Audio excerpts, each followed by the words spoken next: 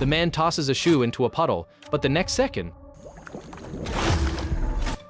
this is the treacherous and mysterious Mexican rainforest. The folks who dared to come here aren't your typical tourists.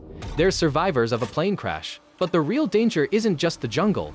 There's a killer among them, picking them off one by one.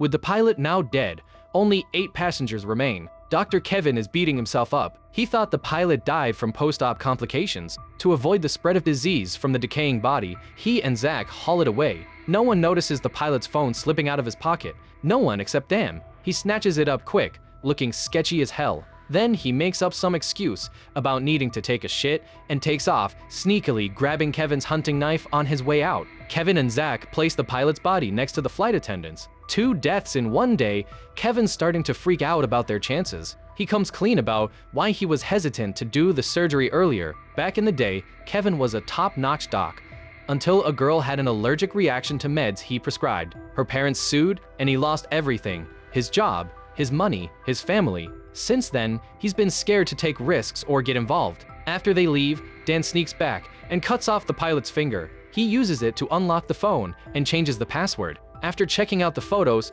he tries to open the banking app, but it's locked too. Oh, shit. Dan's weird behavior suggests he might have some connection to the pilot. Could he be the killer?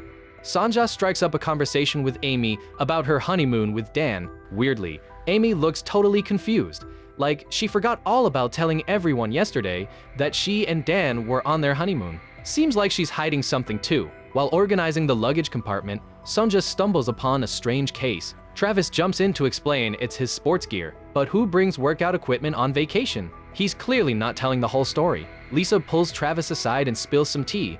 The pilot's death wasn't from the surgery, he was murdered. His purple lips and bloodshot eyes are telltale signs of suffocation. Lisa's seen bodies like this before. Kevin's not a forensic expert, so he wouldn't have caught it. Travis looks skeptical, but Lisa explains the killer's got a motive. We have enough food and water to last 9 people for a few days, maybe. Now there's 8 people. Exactly. Just as she's about to say more, they hear a twig snap behind them. Lisa clams up, worried someone might have overheard. Carlos and Zach dig up the emergency locator transmitter from the plane wreckage. It's working, but there's no signal. Carlos, who knows a thing or two about electronics, figures they need to extend the antenna or get it to higher ground. Since it's scorching hot and they're running low on water, Zach suggests waiting until sundown to look for food and water, then climbing the mountain with the transmitter before sunrise. Lisa and Travis help themselves to 2 water bottles without asking, which ticks Kevin off. But Lisa argues they're just taking their share before someone else can swipe it. Turns out she's onto something. Sanja soon discovers they're down to 5 bottles instead of 9, and half the food's gone too. Zach uses some wire to lock up the storage cabinet. They keep it on the down low to avoid everyone pointing fingers. Meanwhile, Travis realizes his heart meds are Maya. Lisa thinks he just misplaced them. Luckily, he's got some nitroglycerin as backup, as long as he keeps his heart rate steady. Amy, chilling with her husband, gets the creeps for the 3rd time, feeling like someone's watching. This time, she spots a face peeking at her from afar before it vanishes. She writes it off as stress-induced paranoia. As the sun sets, Zach leads the group into the jungle to forage. Once everyone's gone, Travis grabs his case and heads out with his wife. Kevin finds some mushrooms and is about to pick them when Sonia recognizes them as deadly poisonous. Dan stumbles upon a small pool and is ready to jump in for a swim when Carlos stops him, explaining it's a natural well, deep, and potentially home to who knows what. Zach tosses Dan's shoe in to prove the point. Yo, what the fuck?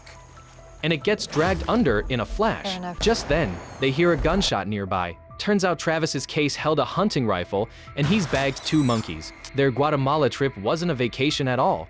They were there to poach rare animals. Sports equipment. Hunting is a sport.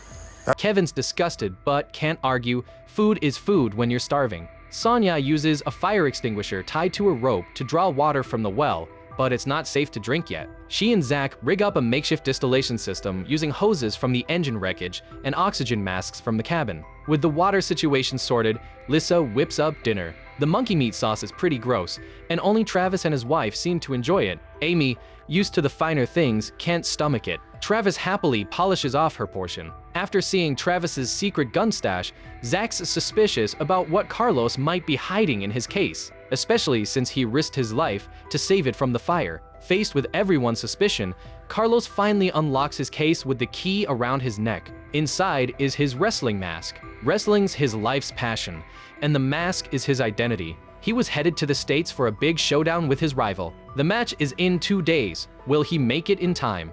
In the dead of night, Travis feels a nasty rumble in his gut. Lisa figures he's just stuffed himself silly with monkey meat and hands him some water. Meanwhile, someone's sneaking around the cabin, using their phone's glow to search for something. A shadowy figure then pulls out a satellite phone from a gap between tree roots. Moments later, a woman picks up, the same one who was spying on the military transport of 9 bodies in the desert.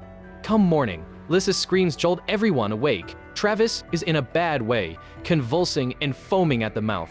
It's not his heart acting up, he's been poisoned. Kevin barks at Amy to grab some salt to make Travis throw up, but the storage cabinet's locked up tight with that wire. She can't get in. Before long, Travis stops breathing and his heart gives out. Lisa's a wreck, convinced someone deliberately poisoned her husband. Dan remembers those toxic mushrooms Sonia pointed out yesterday. Maybe that's what did Travis in. Lisa's even more sure now. Someone swiped Travis's heart meds and then poisoned him. One of you's worked it out, haven't you? The fewer there are of us left, the more chance you have to survive. Kevin still thinks it's just a freak accident, given Travis's health issues. To back up her theory, Lisa spills the beans about the pilot's murder. She used to work in hospice care and has seen old folks suffocated to death. The pilot looked just like that. She reckons both deaths were planned, probably to thin the herd and save resources. Her logic seems pretty sound, and panic starts to spread. Sonya's kicking herself, thinking if they hadn't locked up the supplies, they might have saved Travis. Zach tries to comfort her, saying Travis was too far gone by the time they realized what was happening. Then it hits Sonya.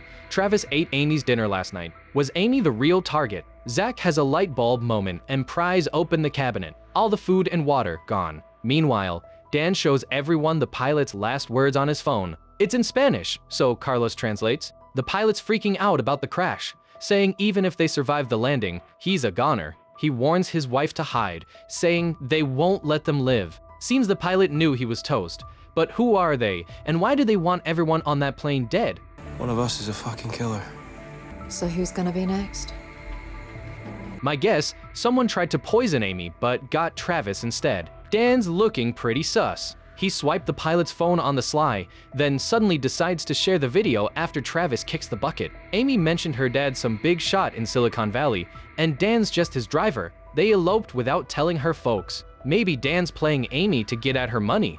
He did try to get into the pilot's banking app. He could have offed the pilot too. Carlos is also acting fishy, claims he's a wrestler, but knows his way around electronics and geology. Plus, he keeps sneaking off into the jungle alone. That woman's spying on the military camp. She might be pulling all the strings, but what's her connection to these crash survivors? As for the real answers, we'll just have to wait and see.